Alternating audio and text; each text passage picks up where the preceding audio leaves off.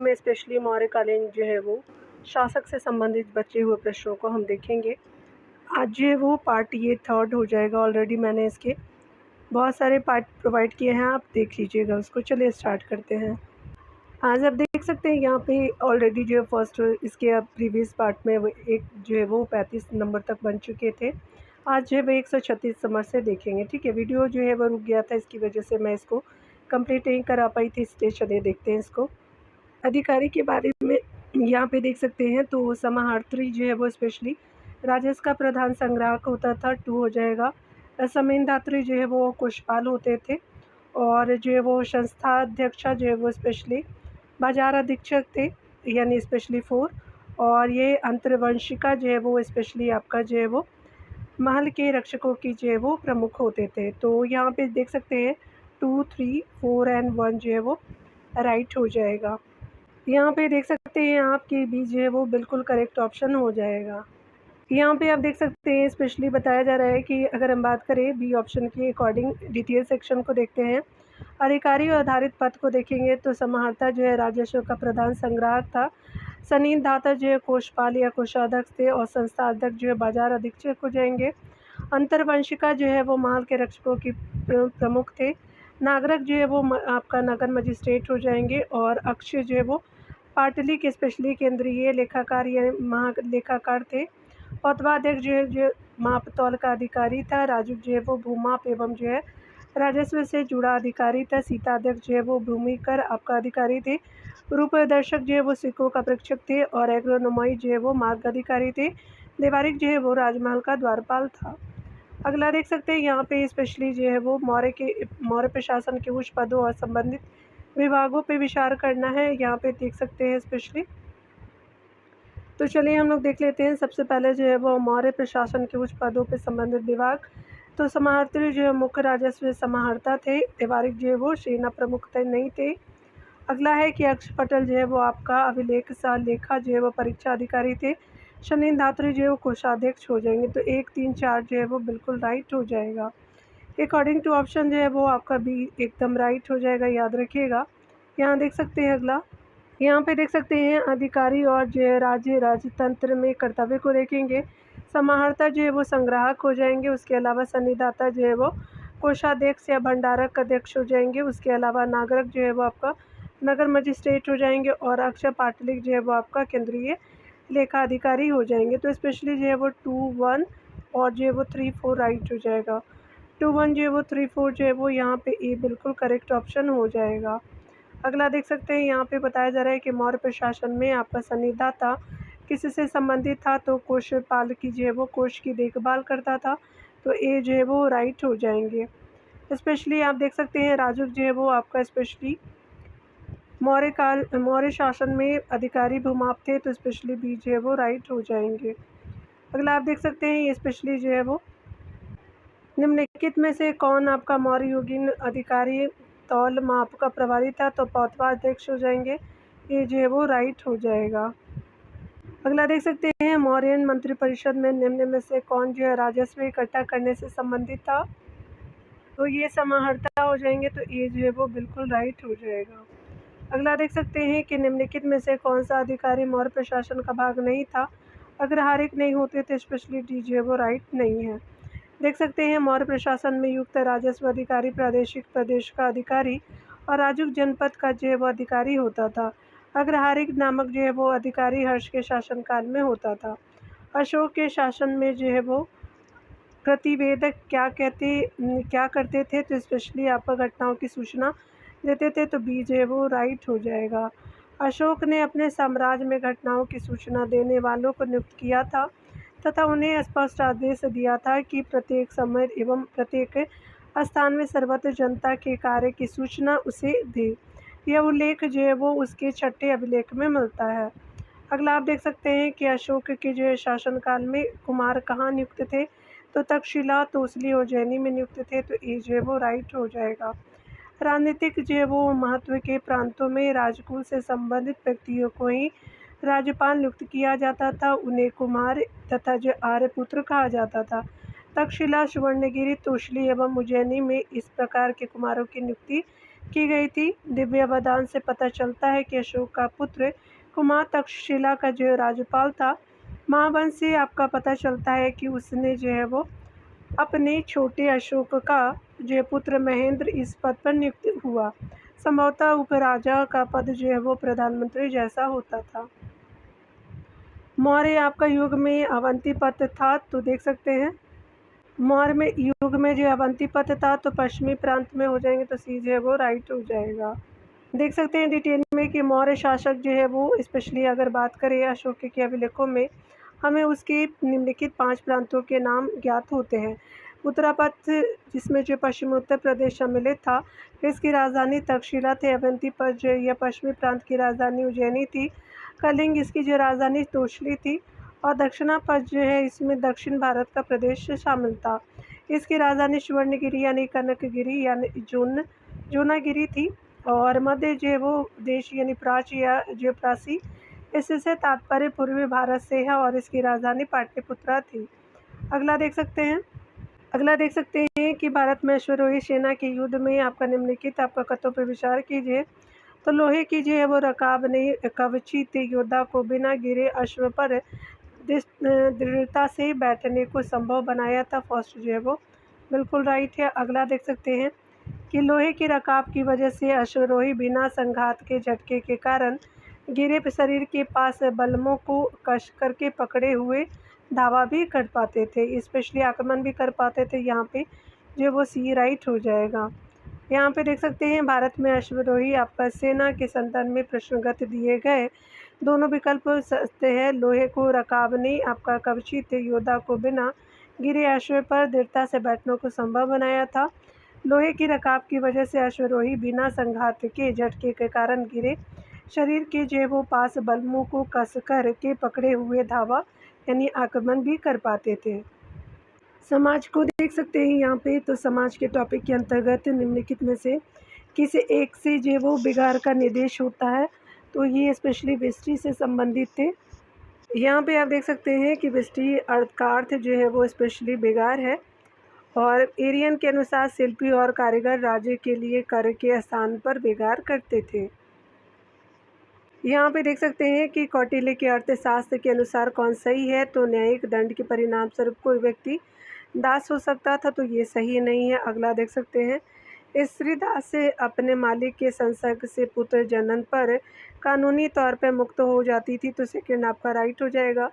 Third है कि यदि स्त्री दास का मालिक उस स्त्री से पैदा हुए पुत्र का पिता हो तो उस पुत्र को मालिक का पुत्र होने का कानूनी हक मिलता था। तो स्पेशली जो है वो सेकेंड एंड थर्ड जो है वो राइट हो जाएगा।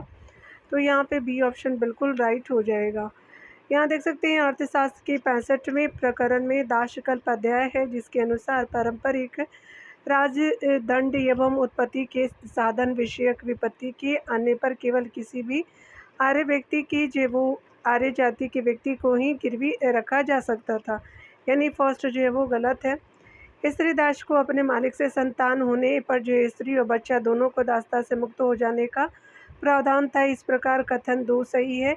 यदि स्त्री दास को मालिक उस स्त्री से पैदा हुए पुत्र का पिता हो तो उस पुत्र को मालिक का पुत्र होने का कानूनी जो है वो हक मिलने का प्रावधान था, इसलिए जो है वो थर्ड भी आपका राइट हो जाएगा। अगला देख सकते हैं स्पेशली जो है वो मेगास्थनीज ने भारतीय समाज को कितने समूहों में विभाजित किया, तो 7 समूहों में किया था, तो बी जो है वो राइट हो जाएगा। मौर्य काल आते आते जो वर्ण व्यवस्था को एक निश्चित आधार प्राप्त हो चुका था। वर्ण कठोर होकर के जाति के रूप में बदल जो है वो गए, जिसका आधार जन्म था। यूनानी लेखकों के विवरण से जाति व्यवस्था के अत्यंत जटिल होने की सूचना मिलती है। यूनानी राजदूत मेगास्थनीज की पुस्तक इंडिका में भारतीय समाज के 7 वर्गों का उल्लेख करता है, जो निम्न है। दार्शनिक है यानी ब्राह्मण एवं श्रमण, सन्यासी वर्ग के अंतर्गत कृषक है, योद्धा है, पशुपालक है, कारीगर है, निरीक्षक, मंत्री है। मेगास्थनीज ने भारतीय समाज में दास प्रथा के प्रचलन होने का उल्लेख नहीं किया है। इससे यह प्रमाणित होता है कि यूनान एवं रोम के दासों की अपेक्षा भारत के जो है वो दासों की दशा अच्छी थी। मेगास्थनीज की पुस्तक इंडिका जो है वो हालांकि मूल रूप से उपलब्ध नहीं है, फिर भी इसके उदाहरण यानी परवर्ती यूनानी लेखों एरियन, स्ट्रॉम्बे, प्लिनी, जस्टिन और डायोडोरस के जो लेखों में प्राप्त होते हैं। अगला देख सकते हैं कि किसने जो है वो कहा था कि ब्राह्मण और श्रमण दार्शनिकों के 2 जो प्रकार थे, तो मेगास्थनीज हो जाएंगे, तो बी जो है वो राइट हो जाएगा। अगला देख सकते हैं मौर्य समाज का 7 वर्गों में विभाजन का विशेष रूप से उल्लेख किया गया है, तो स्पेशली आपका मेगास्थनीज की पुस्तक इंडिका में किया गया है, तो डी जो है वो राइट हो जाएगा। यहाँ पे देख सकते हैं बताया जा रहा है कि अगर हम बात करें निम्नलिखित में से जो है किस स्रोत में लिखित है कि प्राचीन भारत में दास्तां नहीं थी, तो मेगास्थनीज की इंडिका में आपका लिखा है, तो सी जो है वो राइट हो जाएगा। अगला देख सकते हैं मौर्य काल से संबंधित, तो मौर्य काल में जो है वो पशु हत्या पर रोक लगाई गई थी, तो स्पेशली डी जो है वो राइट हो जाएगा। अशोक अपने राजाभिषेक के 8वें वर्ष यानी 261 ईस्वी पूर्व कलिंग युद्ध के बाद अशोक का युद्ध और हिंसा से मोह भंग हो गया। उसने हिंसा यानी मानवीय और पाशविक पर जो है पूरी तरह प्रतिबंध लगा दिया। यहाँ तक कि राज परिवार हेतु बनाए जाने वाले सामिष भोजन हेतु निर्धारित मात्रा भी न्यून कर दी गई। यहाँ देख सकते हैं प्राचीन भारत के निम्नलिखित ग्रंथों में से किसमें जो है वो पति द्वारा परित्यक्त जो है वो पत्नी के लिए विवाह विच्छेद की अनुमति दी गई है, तो अर्थशास्त्र में दिया गया है, तो डी जो है वो राइट हो जाएगा। चंद्रगुप्त मौर्य का जो प्रधान चाणक्य था, जो विष्णुगुप्त के नाम से भी जाना जाता था। इसकी प्रसिद्ध पुस्तक अर्थशास्त्र है। इसमें जो है वो उसने मौर्यकालीन राजनीतिक, आर्थिक एवं सामाजिक व्यवस्था का विशद विवरण किया है। इस पुस्तक में पति द्वारा जो है परित्यक्त पत्नी के लिए विवाह विच्छेद की अनुमति दी गई है। अगला देख सकते हैं आर्थिक एवं धार्मिक को देख लेते हैं। तो आर्थिक और धार्मिक के अंतर्गत निम्नलिखित अशोक का कौन सा शिलालेख धार्मिक संश्लेषण यानी समन्वय के बारे में आपका कहता है, तो आपका 12वां शिलालेख है, तो बी जो है वो राइट हो जाएगा। अशोक का 12वां शिलालेख धार्मिक संश्लेषण यानी समन्वय के बारे में स्पष्ट स्मरण उपलब्ध कराता है। 12वें शिलालेख में अशोक कहते हैं कि सभी संप्रदायों की सार तत्व में वृद्धि हो, क्योंकि आपका सबका मूल संयम ही है। अशोक के द्वितीय वृहद जैव शिलालेख में चोल, पांड्य, सतीपुत्र एवं केरल पुत्र की चर्चा के साथ मनुष्य एवं पशुओं की चिकित्सा व्यवस्था का भी उल्लेख है। अगला देख सकते हैं यहाँ पे बताया जा रहा है कि अशोक के प्रमुख जो शिलालेख के स्थान देख सकते हैं, वह स्थान जिस राज्य में है, तो चलिए हम लोग देख लेते हैं सारे। यहाँ पे आप देख सकते हैं कि अशोक के शिलालेख के स्थान पे धौली जो है उड़ीसा में बिल्कुल राइट है। इरगुड़ी आंध्र प्रदेश में, तो सेकंड भी राइट है। जौगढ़ जो है वो मध्य प्रदेश में नहीं है, और काशी भी जो है वो आपका कर्नाटक में नहीं है, तो आपका 2 जो है वो युग में राइट है, याद रखिएगा। स्पेशली बी जो है वो राइट हो जाएगा। यहाँ पे आप देख सकते हैं कि सही युग में इस प्रकार है। अशोक के प्रमुख शिलालेख के स्थान, वह स्थान जिस राज्य में है, धौली जो है वो पुरी यानी उड़ीसा में है। एरगुड़ी जो है कर्नूल यानी आंध्र प्रदेश में है। जौगढ़ जो है वो गंजाम उड़ीसा में, और काशी जो है देहरादून उत्तराखंड में हो जाएगा। अशोक के धौली अभिलेख की 1837 ईस्वी में कीटो महोदय ने खोजा था। एरगुड़ी अभिलेख को 1929 ईस्वी में अनुघोष ने खोजा था। जौगढ़ अभिलेख को 1850 ईस्वी में वाल्टर जो है वो एलियट ने खोजा था। काशी अभिलेख 1860 ईस्वी में फॉरेस्ट ने खोजा था। अशोक का नवीनतम बृहद शिलालेख 1989 ईस्वी में आपका कर्नाटक में खोजा गया था। चलिए अगला देख लेते हैं। अर्थशास्त्र सरकार एवं अर्थव्यवस्था शोध प्रबंधक है। इसका श्रेय चंद्रगुप्त मौर्य के प्रमुख सलाहकार कौटिल्य को जाता है, तो फर्स्ट जो है वो राइट हो जाएगा। अगला देख सकते हैं कि ईस्वी पूर्व 3री शताब्दी से उत्तर भारत की अर्थव्यवस्था में भू संपदा का आधिपत्य था। सरकार की आय का स्रोत भू राजस्व को स्वीकार किया गया, और कौटिल्य ने कर संग्रह की पद्धति की मात्रा एवं संबंधित समस्याओं को प्रकट करता है। राजा के समक्ष जो है जमीन के रूपांतरण को प्रस्तुत किया गया। तो यहाँ पे देख लीजिएगा कि दोनों कथन जो है वो राइट हो जाएगा। तो उपरोक्त में से जो है वो फर्स्ट एंड सेकंड राइट है, तो ए जो है वो राइट हो जाएगा। देख सकते हैं अर्थशास्त्र सरकार एवं अर्थव्यवस्था शोध प्रबंधक है, जिसका श्रेय चंद्रगुप्त मौर्य के मुख्य सलाहकार कौटिल्य को जाता है। ईस्वी पूर्व 3री शताब्दी से उत्तर भारत की अर्थव्यवस्था में भू संपदा का आधिपत्य था। सरकार की आय का स्रोत भू राजस्व को स्वीकार किया गया है। कौटिल्य ने कर जो है वो संग्रह की पद्धति की मात्रा एवं संबंधित समस्या को प्रकट किया था। राजा के समक्ष जमीन के रूपांतरण को प्रस्तुत किया गया। कौटिल्य के अर्थशास्त्र में कुछ प्रकार के करों का उल्लेख मिलता है तथा आय के 7 साधनों को राज्य का आय जो रूपी शरीर कहा गया है। दुर्ग है, उसके अलावा राष्ट्र है, खनिज है, सेतु है, वन है, वर्ज्य है, पशुओं से प्राप्त आय है, वनिक खपत है, भूमि से प्राप्त होने वाले आय देख सकते हैं। राज्य जो है वो भूमि पर जो है वो खेती से प्राप्त होने वाली आय यानी सीता कहलाती थी। भाग देख सकते हैं कि स्वतंत्र रूप से खेती करने वाले किसानों से प्राप्त आय यानी मौर्य काल में इसकी मात्रा जो 1/6 से जो 1/4 भाग थी। यहाँ जो मौर्य प्रशासन सिंचाई की व्यवस्था करती थी वहाँ से जो वो 1/3 भाग करके रूप में लिया जाता था, इसलिए पहला और दूसरा कथन सही हो जाएगा। यहाँ पे देख सकते हैं निम्नलिखित में से कौन से अभिलेख में अकाल से निपटने के उपाय का उल्लेख है। तो शाहबाजगढ़ी अभिलेख नहीं है, माशकी भी नहीं है, सागुरा ताम्र है और जो है ये आपका महास्थाना अभिलेख हो जाएगा। तो यहाँ पे जो है 3 और 4 जो है वो राइट हो जाएगा, अकॉर्डिंग टू ऑप्शन सी जो है वो करेक्ट हो जाएगा। सोगौरा जो है ताम्रपति यानी गोरखपुर एवं महास्थानी बंगाल देश के बोगरा जिले में स्थित अभिलेख में अकाल से निपटने के उपायों में आपका जो है वो अन्न भंडार रखने का उल्लेख है। महास्थाना अभिलेख से चंद्रगुप्त मौर्य की बंगाल विजय की पुष्टि होती। इसी अभिलेख में राहत कार्य के लिए गंधक यानी कांकनी नामक मृदा का जो है वो मुद्रा का उल्लेख मिलता है, यानी जो है वो मुद्रा है एक तरह का। यहाँ पे आप देख सकते हैं निम्नलिखित प्राचीन भारतीय अभिलेखों में से कौन जो है वो कौन से एक में खाद्यान्न को देश में संकट काल में उपयोग हेतु सुरक्षित रखने के बारे में प्राचीनतम शाही आदेश है। तो सोहगौरा ताम्रपत्र हो जाएंगे, तो ये जो है वो बिल्कुल राइट हो जाएगा। यहाँ देख सकते हैं अदेव मातृक जो है वो भूमि क्या थी। तो वह भूमि जिसमें आपका बिना वर्षा के इच्छा खेती आपका हो सके, तो अच्छी खेती जो है वो ये राइट हो जाएगा। यहाँ देख सकते हैं कौटिल्य ने एक जो है वो अच्छे जनपद की विशेषताओं का उल्लेख करते हुए कहा था कि भूमि जो है वो कृषि योग्य होनी चाहिए, वह जो है अदेव मातृक हो, अर्थात ऐसी भूमि हो जिसमें जो है बिना वर्षा के ही आपका अच्छी खेती हो सके। मौर्य काल में भूमि को जो है वो सबसे पहले जोतने वालों का अधिकार होता था, जिसे भूमि छिद्र आपका न्याय कहा जाता था। मौर्य काल में द्रोण जो है वो अनाज मापने की इकाई होती थी। मौर्य काल में अनाज के माप के लिए द्रोण का उपयोग किया जाता था, जबकि निर्वतन जो है वो भूमि के माप की इकाई होती थी। अगला देख सकते हैं कि द्रोण एक माप था, तो स्पेशली अनाज के लिए था, तो स्पेशली बी जो है वो राइट हो जाएगा। अगला देख सकते हैं भूमि छिद्र न्याय क्या है। तो आपका भूमि को सबसे पहले जोतने वालों का अधिकार था, तो डी जो है वो राइट हो जाएगा। अगला देख सकते हैं सुदर्शन झील का जो निर्माण किसने कराया था। तो पुष्यगुप्त वैश्य हो जाएंगे, तो सबसे पहले जो है वो सी राइट हो जाएगा।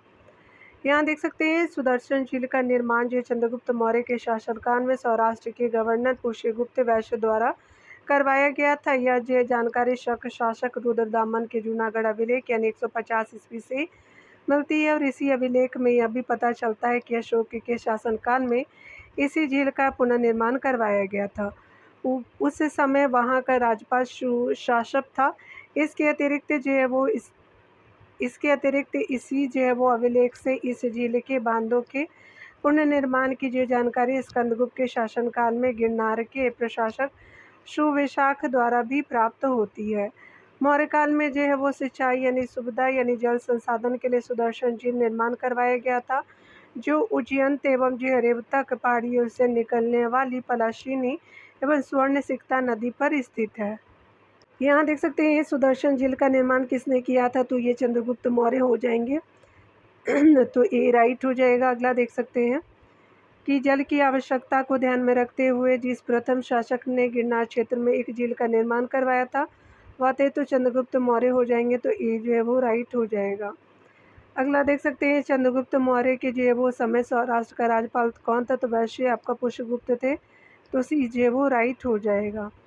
अगला देख सकते हैं यहाँ पे बताया जा रहा है कि निम्नलिखित में से किस अभिलेख में चंद्रगुप्त और अशोक दोनों का उल्लेख किया गया है। तो रुद्रदमन का जूनागढ़ अभिलेख हो जाएगा, तो बी जो है वो राइट हो जाएगा। अगला देख सकते हैं यहाँ पे अगला देख सकते हैं ईस्वी सन के पूर्व की कुछ शताब्दियों में निम्नलिखित में से किन शासकों ने गिरनार क्षेत्र में जल संसाधन व्यवस्था की ओर ध्यान दिया था। तो चंद्रगुप्त मौर्य अशोक हो जाएंगे, सेकंड थर्ड राइट हो जाएगा। महापद्मनद और रुद्रदामन नहीं है। तो यहाँ पे आप देख सकते हैं बी जो है वो बिल्कुल करेक्ट ऑप्शन हो जाएगा। अगला आप देख सकते हैं बताया जा रहा है कि निम्नलिखित में से आपका किस अभिलेख से प्रमाणित होता है कि मौर्यों ने जल जो है वो संसाधन विकास पर पर्याप्त ध्यान दिया था। तो स्पेशली आपका सी राइट हो जाएगा। रुद्रदामन का गिरनार अभिलेख हो जाएगा, तो सी जो है वो राइट हो जाएंगे। अगला देख सकते हैं अभिलेख में जो है वो अभिलेख जिसमें यह प्रमाणित होता है कि चंद्रगुप्त का प्रभाव पश्चिम भारत पर था।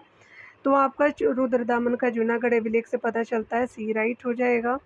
अगला देख सकते हैं मौर्य काल में जो दंड विधान थी तो काफ़ी कठोर थी, तो ए जो है वो राइट हो जाएगा। मौर्य काल में दंड विधान अत्यंत कठोर थे और सामान्य अपराधों में आर्थिक जुर्माने देने होते थे। इसके अतिरिक्त कैद, कोड़े मारना और उसके अलावा कैद, कोड़े मारना, अंग भंग एवं मृत्युदंड की सजा दी जाती थी। कारीगरी की अंग क्षति करने पर जो है मृत्युदंड दिया जाता था। टैक्स कर को छुपाने यानी चोरी के लिए भी जो मृत्युदंड का विधान था। ब्राह्मण विद्रोहियों को जो है वो जल में डुबो कर के मृत्युदंड दिया जाता था। जिस अपराध में कोई आपका प्रमाण नहीं मिलता था वह जो है वो जल, अग्नि एवं जो विष आदि द्वारा दिव्य परीक्षाएं ली जाती थी। अगला देख सकते हैं यहाँ पे अगला देख सकते हैं कि मौर्य काल में टैक्स को छुपाने के लिए निम्नलिखित में से इनमें से क्या दंड दिया जाता था। तो मृत्युदंड देते थे। ए जो है वो राइट हो जाएगा। ए जो है वो बिल्कुल राइट है। मौर्य साम्राज्य का जो है वो पश्चिमी भारत में आपका मुख्य बंदरगाह था, तो स्पेशली जो है वो भरू कक्ष हो जाएंगे। तो आपका जो है वो डी राइट हो जाएगा। यहाँ देख सकते हैं मौर्यकालीन जो है वो पश्चिमी तट के प्रमुख बंदरगाह भरूकक्ष गुजरात एवं सोपरा यानी महाराष्ट्र और पूर्वी तट पर जो है वो प्रमुख बंदरगाह ताम्रलिप्ति पश्चिम बंगाल था, जो गंगा के मुहाने पर स्थित था। अगला देख सकते हैं मौर्य काल के जो है वो काल तक गंगा मुहाने का कौन सा जो है मुख्य बंदरगाह हो गया था। ताम्रलिपि थे, तो डी जो है वो राइट हो जाएंगे। अगला देख सकते हैं सातवाहन किसे कहते तो व्यापारियों के काफिलों को कहते थे, तो बी जो है वो राइट है। प्राचीन काल में जो है रास्ता दुर्गम होने के कारण व्यापार करना कठिन था, अतः जो वो व्यापारी सतवाह के रूप में व्यापार करते थे, जो एक प्रकार का व्यापारी का काफिला होता था जिसमें आपका विभिन्न श्रेणियों के लोग रहते थे। वस्तुतः आपका सार्थ जो है वो व्यापारियों का समूह था और सातवां व्यापारिक प्रधान था। यहाँ देख सकते हैं कि दक्षिणापथ के जो वो रूप में सुविख्यात प्राचीन व्यापार मार्ग जोड़ता है, तो अजंता को पाटलिपुत्रा से जोड़ता है। तो आपका जो है वो डी जो है वो राइट हो जाएगा। यहाँ देख सकते हैं कि दक्षिणापंथ के जो रूप में सुविख्यात प्राचीन आपका व्यापार मार्ग अजंता को पाटलिपुत्रा से जोड़ता है। यह मार्ग जो मौर्य काल में निर्मित हुआ और इसमें जो मुख्य कारण व्यापार था। निम्नलिखित में से जो है वो मौर्य काल का मुख्य कौन था। तो प्रमुखता आपका जो है कौन भूमि करता, तो भाग होता था। तो ये जो है वो राइट हो जाएगा। मौर्य काल में आय का जो मुख्य स्रोत भूमिकर था और जो है वो सिद्धांततः उपज का 1/6, परंतु व्यवहार में यह जो है वो 25% तक हो जाता था, जैसा कि अर्थशास्त्र एवं यूनानी आपका प्रमाणों से ज्ञात होता है। भूमिकर को आपका भाग कहा जाता था। समाहर्ता नामक उत्तराधिकारी पदाधिकारी करों को एकत्र करने तथा जो है वो आय व्यय का लेखा जोखा करने के लिए उत्तरदायी होता था। अशोक के रुम्नीदेही अभिलेख से कर्ज नीति एवं जो अर्थव्यवस्था की जानकारी मिलती है। अशोक के शासन के 10वें वर्ष में बोधगया की यात्रा की अशोक ने और 20वें वर्ष में बुद्ध के जन्म स्थान लुम्बिनी ग्राम गया तथा भूमिकर को 1/6 से घटाकर के 1/8 कर दिया, जिसका उल्लेख रुम्नीदेही अभिलेख में मिलता है। डॉक्टर स्मिथ के अनुसार अशोक द्वारा बौद्ध धर्म के स्थलों की जो है तीर्थ यात्रा का सही क्रम लुम्बिनी, कपिलवस्तु, गया, सारनाथ, श्रावस्ती और कुशीनगर था। अगला देख सकते हैं यहाँ पे कि निम्नलिखित में से किस जो है वो अभिलेख में अशोक ने करों में कुछ रियायतों की घोषणा की। तो लुम्बिनी स्तंभ लेख हो जाएंगे, तो सी जो है वो राइट हो जाएगा। अगला देख सकते हैं कि अशोक का कारुमनी देह स्तंभ स्थित संबंधित था तो बुद्ध के जन्म स्थान से, तो ये जो है वो राइट हो जाएगा। शाक्य बुद्ध के जन्म स्थान का उल्लेख करने वाला प्राचीनतम अभिलेख साक्ष्य कहाँ से प्राप्त हुआ है। तो रुम्नीदेही से मिले हैं, तो दैट इज जो है वो डी राइट हो जाएगा। अगला देख सकते हैं स्पेशली तीर्थ यात्रा के समय सम्राट अशोक निम्नलिखित स्थानों पर गए। उन्होंने इस मार्ग से जो है वो अनुगमन किया। किस मार्ग से अनुगमन किया। तो सबसे पहले जो है वो आपका ये लुम्बिनी हो जाएगा, फिर जो है कपिलवस्तु हो जाएगा, पोटू, फिर जो है वो गया हो जाएगा, फिर जो है वो स्पेशली सारनाथ हो जाएगा और लास्ट में आपका जो है श्रावस्ती हो जाएगा उसके एकदम लास्ट में कुशीनगर एकदम लास्ट हो जाएगा, यानी लास्ट से पहले 6 हो जाएगा, 3 हो जाएगा, तो 421563 हो जाएगा। तो यहाँ पे जो है वो डी राइट हो जाएगा। यहाँ देख सकते हैं निम्नलिखित में से जो है वो आपका किस राजा के एक अभिलेख से सूचना मिलती है कि शाक्यमुनि बुद्ध का जन्म लुम्बिनी में हुआ था, तो अशोक से मिलता है, तो ये आपका ए राइट हो जाएगा। यहाँ देख सकते हैं कि अर्थशास्त्र के अनुसार सीता अध्यक्ष का संबंध था कृषि से था, तो ये जो है वो राइट हो जाएगा। अगला देख सकते हैं कौटिल्य के अर्थशास्त्र के अनुसार राजकीय कृषि विभाग के अध्यक्ष को सीता अध्यक्ष कहा जाता था। इसका मुख्य कार्य कृषि योग्य भूमि से कर को एकत्रित करना था। राजकीय भूमि से प्राप्त आय को सीता कहा जाता था, जो जनजातीय यानी शुद्ध दास द्वारा जोती जाने वाली भूमि थी।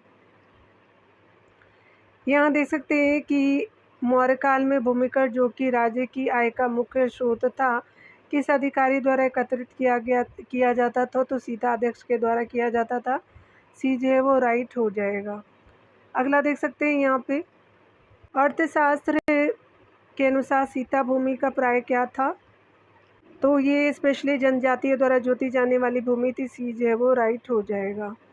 यहाँ देख सकते हैं कि मेगास्थनीज द्वारा उल्लेखित पद आपका डियोनिसियस किसे जो है वो निर्दिष्ट करता है, तो शिव को करता है, तो ए जो है वो राइट हो जाएगा। मेगास्थनीज चंद्रगुप्त मौर्य के दरबार में यूनानी सम्राट सेल्यूकस के राजदूत के रूप में आया था। इसके अनुसार भारतीय यूनानी नेता आपका यूनानी देवता डियोनिसियस तथा हेरा क्लीश की जो है वो पूजा करते थे। वस्तुतः इससे जो है वो शिव एवं कृष्ण की पूजा से तात्पर्य है। अगला देख सकते हैं स्पेशली निम्नलिखित में से जो है वो किस एक इतिहासकार के अनुसार शिलालेख में आपका अशोक ने जिस धर्म का प्रतिपादन किया वह वस्तुतः राजधर्म था, तो फ्लीट हो जाएगा, तो ये जो है वो राइट हो जाएगा। इतिहासकार फ्लीट के अनुसार शिलालेखों में अशोक ने जिस धर्म का प्रतिपादन किया है वह वस्तुतः राजधर्म था। अशोक ने अपने 12वें शिलालेख में वह विभिन्न धर्मों के प्रति अपने दृष्टिकोण को और अधिक स्पष्ट करते हुए कहा है कि कोई भी जो व्यक्ति जो अपने संप्रदाय को महिमा मंडन करने की दृष्टि से अपने धार्मिक संप्रदाय की प्रशंसा करता है या अपने जैव संप्रदाय के प्रति अत्यधिक भक्ति के कारण अन्य जैव संप्रदाय की निंदा करता है, वह जो है वो अपितु अपने संप्रदाय की गंभीर रूप से हानि पहुंचाता है। बौद्ध मत के अनुसार अशोक की आस्था का स्पष्ट प्रमाण रूपनिदेय स्तंभलेख यानी धम्म की व्याख्या इसमें नहीं की गई है, और निगाली जो है वो सागर स्तंभ लेख में मिलता है। अशोक के निगाली सागर स्तंभ लेख में कनक मुनि बुद्ध कोन गमन स्तूप की यात्रा का उल्लेख है इसमें के अस्तित्व को प्रमाणित करता है, जबकि अशोक के प्रथम शिलालेख में भी आपका बौद्ध मत के प्रति आस्था का प्रमाण मिलता है। प्रथम लघु शिलालेख में अशोक द्वारा बौद्ध धर्म अपनाए जाने का उल्लेख मिलता है। अशोक ने सहिष्णुता, उदारता और करुणा के आधार पर राजधर्म की स्थापना की है। चलिए अगला देखते हैं। अगला देख सकते हैं निम्नलिखित में विचार करने, तो रूपनिदेव के स्तंभ पर उत्कीर्ण लेख आपका अशोक के धम्म का सुस्पष्ट विवरण करते हैं, तो ये राइट नहीं है डियर। और अगला देख सकते हैं निगली सागर जो है वो शिलालेख अशोक द्वारा कोनगमन स्तूप की यात्रा किए जाने के तत्व का विलेख करता है, तो बी जो है वो बिल्कुल राइट हो जाएगा। तो यहाँ पे देख सकते हैं बी ऑप्शन बिल्कुल करेक्ट हो जाएगा। यहाँ पे अगला देखेंगे।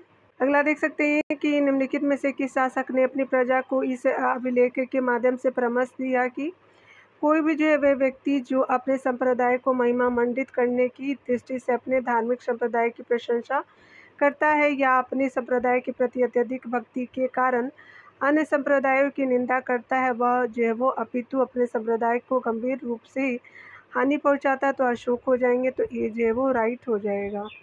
अगला देख सकते हैं। अगला देख सकते हैं यहाँ पे कि बौद्ध में आपका जो है वो अशोक की आस्था के बारे में तत्व पर विचार करना है, तो स्पेशली रूपनिदेव स्तंभ अभिलेख और निगाली सागर स्तंभ अभिलेख बौद्ध मत में अशोक की आस्था का स्पष्ट प्रमाण देते हैं, तो फर्स्ट बिल्कुल राइट है। सेकंड है कि लघु शिलालेख फर्स्ट जो बौद्ध मत में अशोक की आस्था में एक समता परिवर्तन को दर्शाते हैं, तो ये सही नहीं है। फर्स्ट जो है वो बिल्कुल कथन राइट हो जाएगा, ठीक है। देख सकते हैं यहाँ पे। अगला देख सकते हैं कि अशोक का निम्नलिखित में से कौन सा एक अभिलेख कनक मुनि बुद्ध के अस्तित्व को प्रमाणित करता है, तो निगाली सागर स्तंभ अभिलेख है, तो बी जो है वो राइट हो जाएगा। यहाँ देख सकते हैं कि किसने जो है वो अहिंसा और उदारता और करुणा के त्रिविध आधार पर राजधर्म की स्थापना की, तो अशोका हो जाएंगे, तो ए जो है वो राइट हो जाएगा। अगला देख सकते हैं कि अशोक द्वारा आपका प्रचारित धर्म क्या है, तो स्पेशली उस समय के अधिकांश संप्रदाय के सिद्धांतों के अनुरूप नैतिकता की एक प्रणाली स्पेशली हो जाएगी, तो सी जो है वो राइट हो जाएगा। अशोक ने दूसरे एवं जो 7वें स्तंभ में धर्म की जो व्याख्या इस प्रकार की है, धर्म है साधुता, मृदुता, कल्याणकारी अच्छे कार्य करना, दयादान, सुचिता, पाप रहित होना, जीव जो वो हिंसा न करना, माता पिता बड़ों की आज्ञा मानना, गुरुजनों के प्रति आदर और उचित व्यवहार आदि। इस प्रकार अशोक द्वारा प्रचारित धर्म इस जो है वो उस समय के अधिकांश संप्रदायों के जो है वो सिद्धांतों से संगत आचार व्यवस्था थी। यहाँ ध्यान देने वाली बात है कि राजा का सम्मान करना अशोक के जो है धर्म का भाग नहीं था। यहाँ देख सकते हैं अशोक ने धर्म संवर्धन के स्थान पर समदृष्टि के विचारों का प्रचार किया। इतिहासकार फ्लीट ने अशोक के धर्म को जो राजधर्म कहा, अतः जो अशोक ने सहिष्णुता, उदारता और करुणा के आधार पर राजधर्म की स्थापना की थी। अशोक के राजाध्यक्षों के जीव अनुसार धार्मिक जीवन निष्ठा की अपेक्षा जनता के मध्य सामाजिक समरसता आदि महत्वपूर्ण थी, क्योंकि उसने धर्म संवर्धन के स्थान पर समदृष्टि के विचार का प्रसार किया। अगला देख सकते हैं कि अशोक के राजा आदेशों के अनुसार धार्मिक निष्ठा की अपेक्षा जनता के मध्य सामाजिक समरसता अधिक महत्वपूर्ण थी, तो फर्स्ट बिल्कुल राइट है। दूसरा है कि उसने धर्म संवर्धन के स्थान पर समदृष्टि के विचारों का प्रसार किया, तो कारण भी राइट है, तो ए और आर दोनों सही है, आर ए का सही स्पष्टीकरण भी कर रहा है। अगला देख सकते हैं कि निम्नलिखित में से जो है वो कौन सा सम्राट अशोक के धर्म का भाग नहीं है तो राजा का सम्मान नहीं है, तो ए जो है वो राइट हो जाएगा। अगले प्रश्न में देख सकते हैं विचार करने हैं। महावंश के अनुसार अशोक का झुकाव बुद्ध के धर्म की ओर तब हुआ जब उसके भतीजे निग्रोध ने उसे धर्म सिद्धांत का उपदेश दिया, तो फर्स्ट जो है वो राइट हो जाएगा। सेकंड देख सकते हैं दिव्यवदान का मानना था कि व्यापारियों से भिक्षु बने समुद्र नाम के एक व्यक्ति के प्रभाव में आकर के अशोक बुद्ध की शिक्षाओं की ओर उन्मुख हुआ, तो सेकंड भी जो है वो राइट हो जाएंगे। दिव्यवंश यह बताता है कि अशोक की बौद्ध धर्म के प्रभाव में लाने वाला प्रमुख व्यक्ति आपका जो है समुद्र है, जो एक व्यापारी का 12 वर्षीय पुत्र था, तो थर्ड राइट नहीं है डियर, तो फर्स्ट एंड सेकंड जो है वो राइट हो जाएगा, तो सी बिल्कुल राइट हो जाएगा। यहाँ देख सकते हैं महावंश और दिव्यवदान आपका बौद्ध धर्म की प्रमुख पुस्तकें हैं। महावंश में कहा गया कि अशोक का झुकाव जो है बुद्ध के धर्म की ओर तब हुआ जब उसके भतीजे निग्रोध ने उसे धर्म सिद्धांत का उपदेश दिया। दिव्यवदान में व्यापारी से भिक्षु बने समुद्र नाम के व्यक्ति के प्रभाव में आकर के अशोक बुद्ध की शिक्षा की ओर उन्मुख हुए, जबकि अशोक वदान कहता है कि अशोक को जो है वो बौद्ध धर्म के प्रभाव में लाने वाला प्रमुख आपका व्यक्ति जो समुद्र है, जो कि 12 वर्षीय जो है वो स्पेशली पुत्र हो जाएगा। यूपीएससी ने इसका जो है उत्तर डी माना था, ठीक है, यानी जो है वो 1 एंड 3 माना था, तो डिटेल को आप लोग जो है वो राइट कर लीजिएगा। यहाँ देख सकते हैं कि निम्नलिखित जो राजाओं में से किसने संगवेद करने वाले बौद्ध भिक्षु और भिक्षुणियों के लिए कठोर दंड का विधान किया था, तो अशोका हो जाएंगे, तो ए जो है वो राइट हो जाएगा।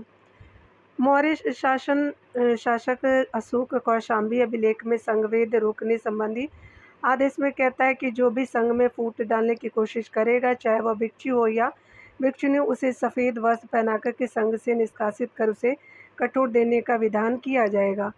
अशोक ने बौद्ध धर्म का प्रचार अपनी धर्म यात्राओं से प्रारंभ किया। उसने अपनी राज्य अभिषेक के 10वें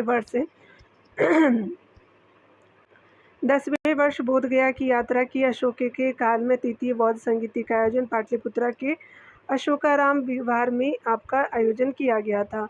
इसकी अध्यक्षता मोगली पुत्र तिश ने की थी।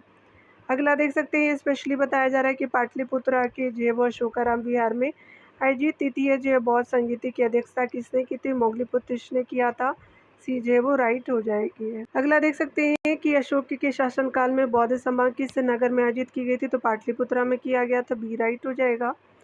अगला देख सकते हैं मौर्य काल में निम्न जो है वो कौन सी मुद्रा प्रचलन में थी? तो पंथी, तो ए जो है वो राइट हो जाएगा। मौर्यकाल की जो अर्थशास्त्र में मौर्यकालीन मुद्राओं के नाम जो पंचमार्क सिक्के कहलाते थे इस प्रकार है। का शार्पन या पन या धरन या जो चांदी का बना होता था, निष्क स्वर्ण या सोने का बना होता था, माशक जो है यह आपका तांबे का सिक्का होता था, कंकनी यह भी तांबे का बना होता था, छोटे सिक्के थे। और मौर्यकाल में सिक्का ढालने के लिए चांदी एवं ताम्र का प्रयोग किया जाता था। सिक्कों के परीक्षण करने वाले अधिकारी को रूपदर्शक कहा जाता था। पर्ण यानी काशार्पण सिक्का जो मौर्यकालीन प्रधान सिक्का था जो राजकीय मुद्रा एवं विनिमय का था जो 3.5 ग्राम यानी 56 ग्रेन का था। काशार्पण जो है वो किस लिए प्रयोग किया जाता था तो वस्तुएं खरीदने के लिए, तो स्पेशली ए जो है वो राइट हो जाएगा। अगला देख सकते हैं मौर्यकालीन आपका सिक्के निम्न प्रकार के थे, तो पंचमार्क सिक्के होते तो डी जो है वो राइट हो जाएंगे। आज जो है वो 203 नंबर प्रश्न तक रहने देते हैं। मिलते हैं अगले वीडियो के साथ। खुद का ख्याल रखिए, पढ़ते रहिए। Take care dear.